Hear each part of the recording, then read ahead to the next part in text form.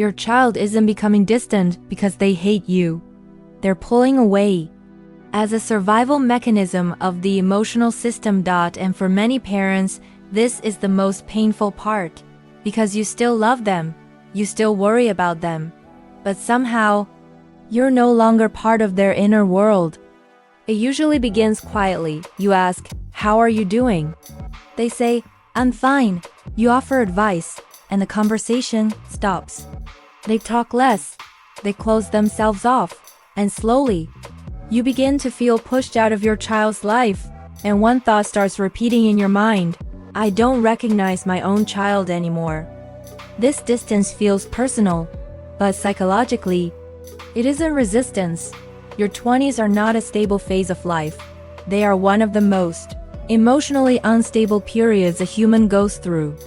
This is the decade where a person is expected to know who they are, be independent, be successful, and never fail, all at once. Inside your child's mind, there is quiet, constant pressure. If I fail, I disappoint my parents. If I'm still lost, something is wrong with me. And that pressure creates fear, and confusion. So what happens? They withdraw.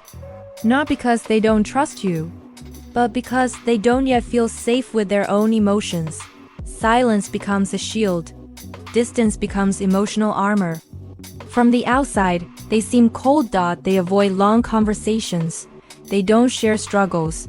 They don't ask for advice. And parents think they've changed. They don't care anymore.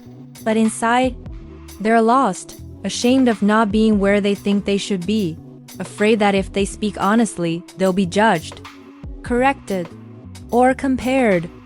So they choose the safest option they know. They say nothing, not because they don't love their parents, but because they're trying not to fall apart. Here's the hard truth. Your child doesn't need more advice. They need emotional safety. Every time you rush to fix, to lecture, or to correct, you unintentionally send one message: my feelings are wrong. And once a child feels that, distance becomes inevitable. So what can parents do differently? Stop trying to fix their life. Listening is not agreement. It's respect. Stop comparing them to others. Comparison creates shame, not motivation.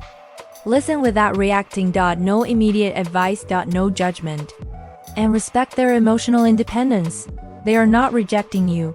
They are trying to become themselves. Sometimes, the strongest support is simply saying, I may not fully understand, but I'm here. So ask yourself this: do you want to be right, or do you want to stay close to your child? Understanding doesn't heal everything overnight, but it opens a door.